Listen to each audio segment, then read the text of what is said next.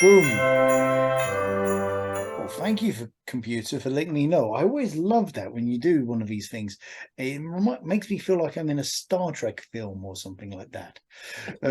Hello, welcome to, or should I say, yes, welcome to Rasko and Disco's Christmas message. With me, Disco, and you. Yes, me, Rasko, him, Disco. By now, all of you have been thrilled and watched King Charles III giving his delivery message. So here we are, like Channel 4, giving our message to you, lovable, adorable, well, I want to say fans, but public. Go with viewers. Let's go with viewers. Viewers is good. I like viewers. Yeah. Indeed. So yes, wishing you all a Merry Christmas.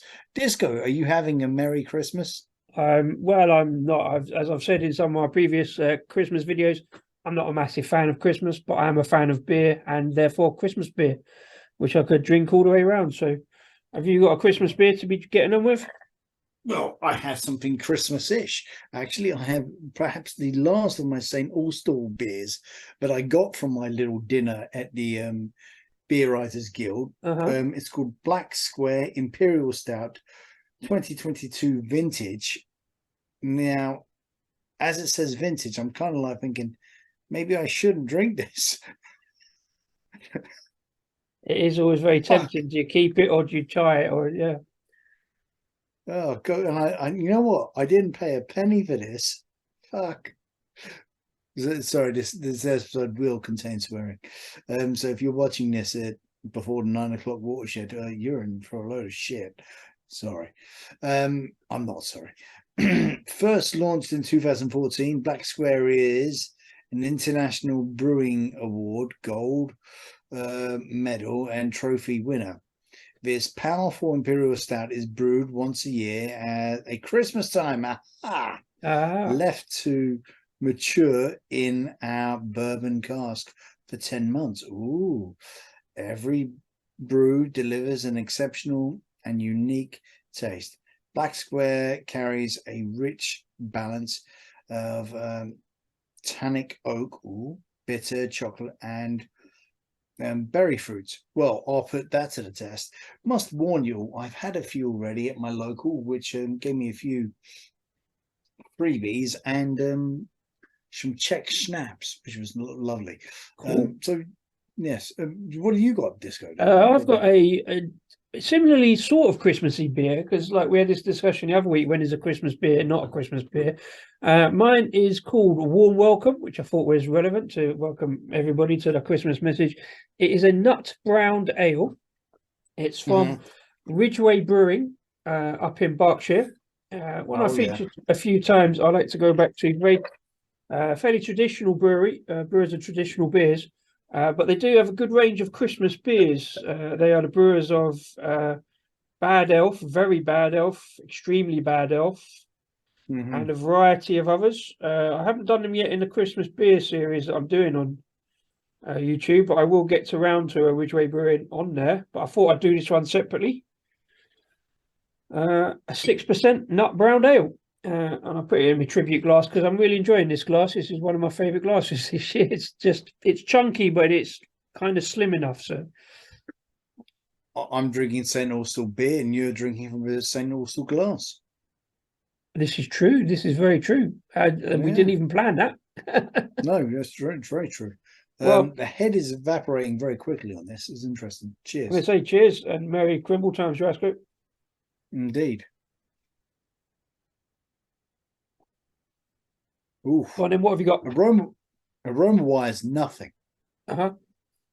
Imperially, well, taste wise, very imperial. And when I say that, it's yeah, it's gotten all that kick. I mean, it's got kick. It's a proper door kicker, this one. It's knocking down the door. It's getting straight through. Not that boozy, but bit strong in the forward bit. But as you get down to the back half of the taste of it, not really much. As in, it's all about the first impression and not much on the second and third impression. of the taste. That may change as it goes down. It may get a bit more boozy as it goes down, as you flavor the glass bottle is sometimes at the bottom, but yeah, we'll see. It's good so far. First impression, yours? Mine, it's not, the nuttiness is coming through. It's not like an out and out nut brown ale like some of the others. It's very pleasant, very drinkable, quite smooth. There's no sort of roughness to the nuttiness like some beers are. It's quite light, a little bit of smoke on it as well, to be fair, like a bit of wood smoke kind of thing. Nice. Quite sweet. And I guess it's more of a, I would say it's more of a seasonal beer than particularly a Christmas beer because of that nuttiness. It's kind of autumnal kind of taste. But nuts are a big thing at Christmas, aren't they? I remember as a kid, you used to get a bag of nuts, like walnuts and the hazelnuts and all that. But so it's definitely there or thereabouts. It's certainly very drinkable. Will go down very, very quickly. And yeah, it's not a bad Christmas ale, to be fair. I quite enjoyed it. I've enjoyed all of Ridgeway Brewing's beers that I've had. I had a few the other year. And I got some more in this last week. Mainly he gives something to my dad as a Christmas present. That's nice. I got them from Trembling Madness, and I got some from Beers of Europe as well. So, beer! I've never ordered from them. Yeah, I've only ordered them twice. So I keep looking at them. They do some good prices and do a good range of beers, to be fair. So I got a few Christmas beers in from them this year. Which Simon from Real Ale Craft Beer, if any YouTuber or beer tuber's ever heard of him, he raves on about them a fair few times. Even when I've met him, he raves on about them. So this is not a show. This is a Christmas message, by the way. So we've gone through our beers and what we'll think. 2022 review highlights. How many YouTube videos have we done? I don't know if you've added them up, but I thought take a guess. For this year only? Yeah, up until this afternoon. No, I have not had them up. I'll take a guess just for a bit of fun. All right, I'm going to say 40. Both of us? In total on the channel? Yeah. 127. No. Back up. No, 100. 127. Actually, 128 because the 128th one up today. So for a year, and I think I would say I've probably drunk a little bit less beers this year. So I've had a little bit of a hiatus in sort of September, October time. But I think 128 videos between the two of us is not a bad figure. It's definitely a good body of work when you look on the YouTube sheet on the head screen. They've actually changed it on YouTube now. It's split down between videos and lives are put on separate pages now, which is a little bit annoying, but it is kind of good for just looking at videos. It kind of filters the lives out a little bit. The other good thing about YouTube is that they've given us a community tab, which we really should get into using more and saying hello to people on. So Indeed. We will do that a bit more in 2023. I'll put a couple of things up on there, and you can use it for polls and stuff. So just to say hello to people and let people know what we're doing, what videos are coming out and stuff like that. So we'll get into that a bit more. Once I figure out how to do that, I'm going to be straight on that, don't you worry. Yeah, straight on. It's basically like Facebook for YouTube, to be fair. But obviously, there's been a lot of like bad things this year. Do you know what I mean? Breweries going under and a lot of controversy and all the politics and stuff. But I thought the Christmas message really should be like all about the positive stuff, you know. And I was thinking like, let's look at the highlights. What would you say? What have been your highlights on YouTube? What have been your favorite videos that you've put out? Oh, every single one. You know, I mean, as soon as my face gets out there, I mean, I expect hearts to be popping up and kisses and were people emailing their underwear. You know, that's the type of thing. Emailing me underwear. How do you do that? But I'm sure there's a way. But I know I've done a few good interviews, which got me into the Beer Writers Guild. Yeah. The one with Jager, the first one with Jager's I've done too, was fun, and she really liked it. She really enjoyed it because it was a lot of banter and a lot of fun. And she says it doesn't really get that a lot. Jay kind of Paul, wild card. There were yeah, a couple Jacob, of good interviews there. Them ones. yeah, and Paul from Paul's beer reviews asked if he could be in it and just observe, and I was like, oh, maybe not. And then the last second, I changed my mind, let him in, and I was just worried that I was going to run out of storage on my phone the whole time, and I was fucking exhausted, absolutely exhausted, because I've been running around on my feet the whole day. Jake had put me back by 2 hours, and I won't kid, I had a nap in that interview room for about 20 minutes as soon as it ended because I was just shattered.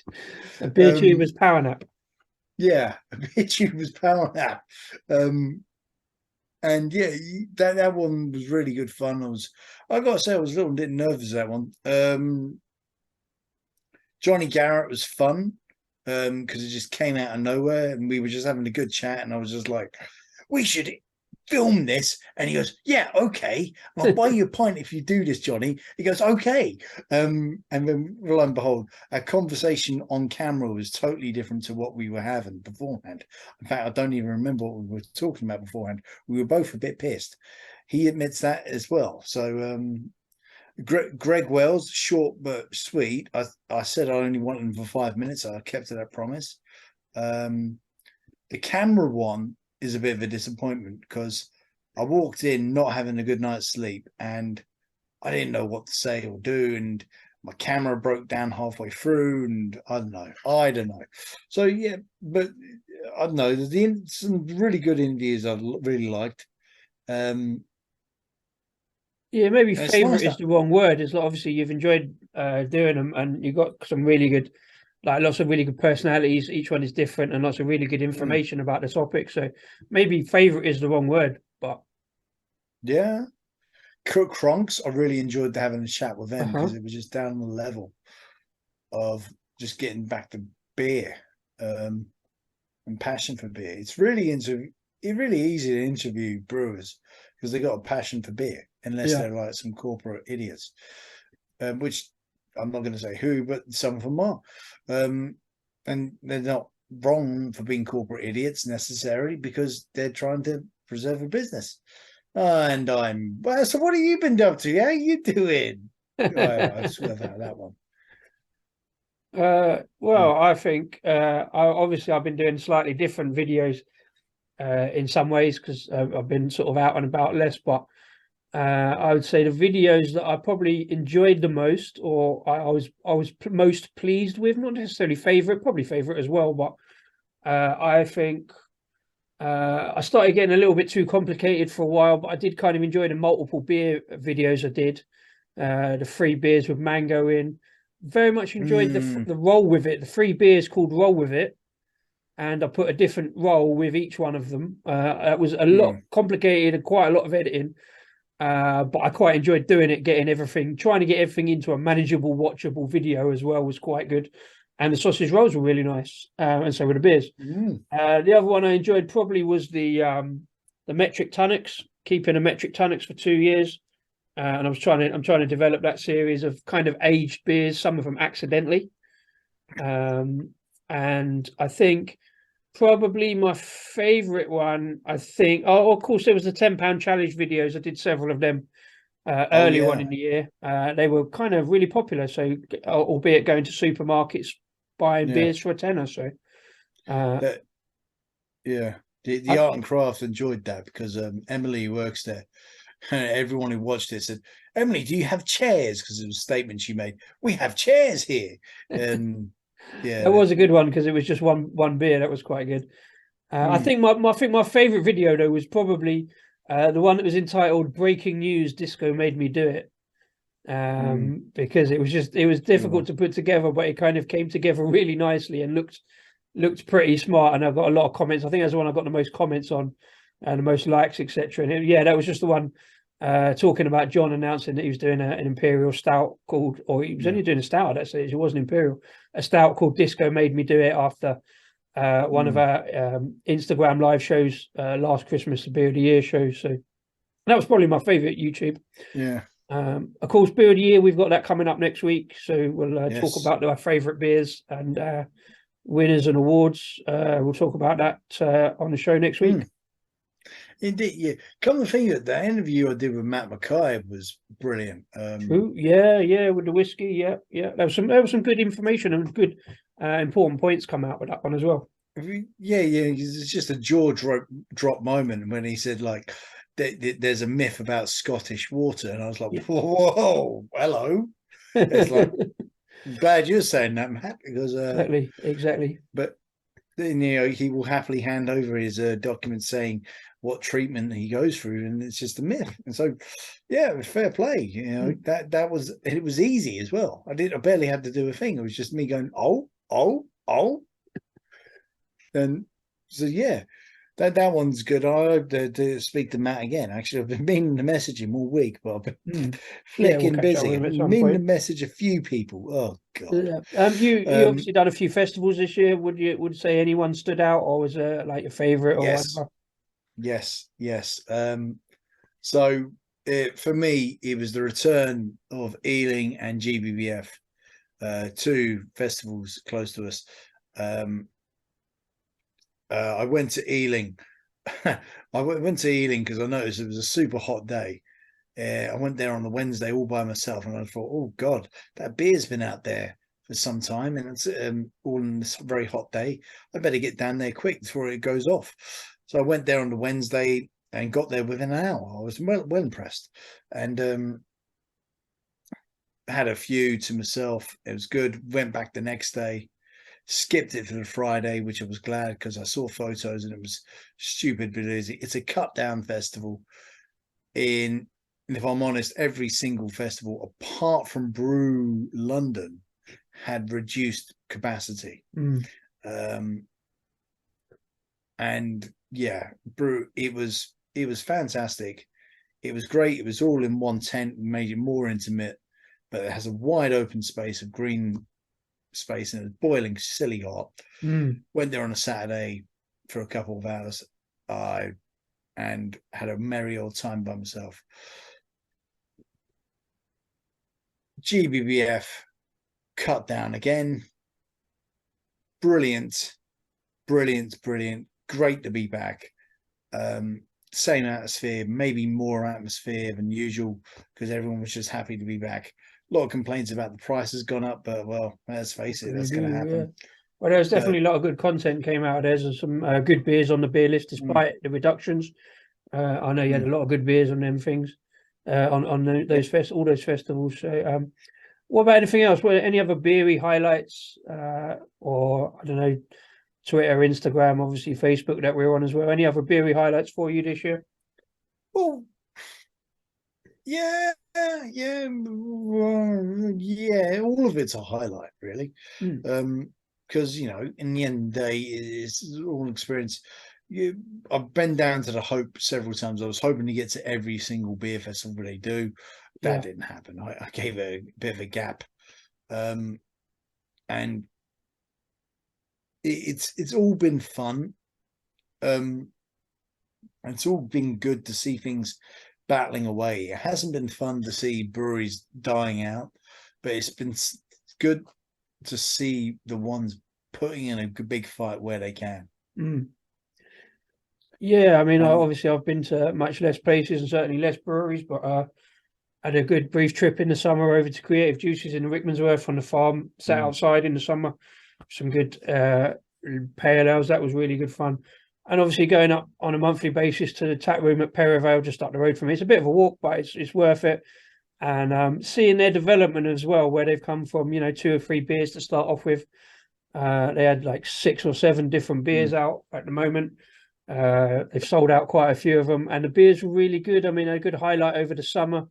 One of my favorite Instagram posts was up there, where I actually took a pack of mini cucumbers from the supermarket just to get the photograph with their cucumber Hefeweizen.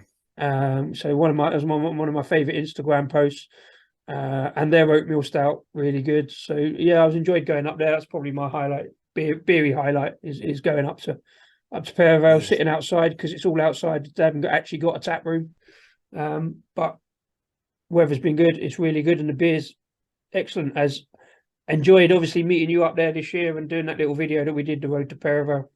Indeed, indeed. That was a very nice day.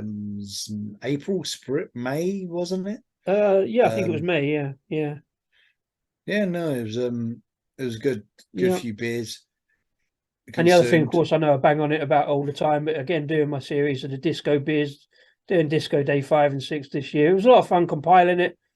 Keep looking out for places, and I want to say a big thanks to people who sent me links and suggestions. Adam from Mersey Beers was a big proponent of that. Thank you to everyone who pointed them out to me, and Luke from Beers and Banter as well. And that was good fun doing that. And again, I'll sit and work out this week what my favorite disco beer was this week as part of the awards next week. So, Oof, oof, oof.